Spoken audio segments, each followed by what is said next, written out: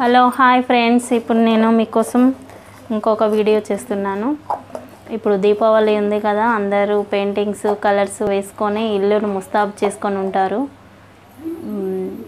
దీపావళి రోజు మీరు దీపాలు వెలిగించుకున్న తర్వాత ఆయిల్ పడి గోడలు మళ్ళీ ఆయిల్ మరకలు కనిపిస్తాయి కదా, మీకు అలా కనబడకుండా ఉండాలంటే ఇలా చేసి చూడండి.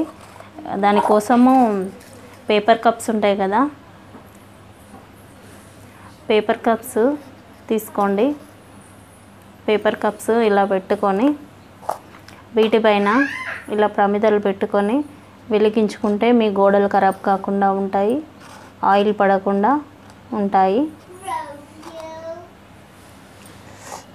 ఈ కప్స్ ఉన్నాయి కదండి, ఈ కప్స్ పైన ఒకవేళ ఆయిల్ కారినా కూడా దీని నుండి ఈ కప్స్ ఈ భాగంలో పడుతుంది, మీకు గోడలు ఖరాబ్ కాకుండా ఉంటాయి. ఇలా పెట్టుకున్నారనుకో బాగుంటుంది.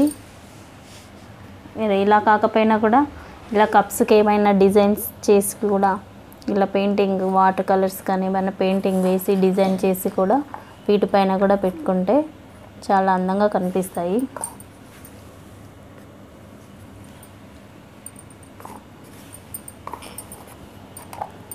వీటిపైన కూడా పెట్టుకోవచ్చు ఇలాగా.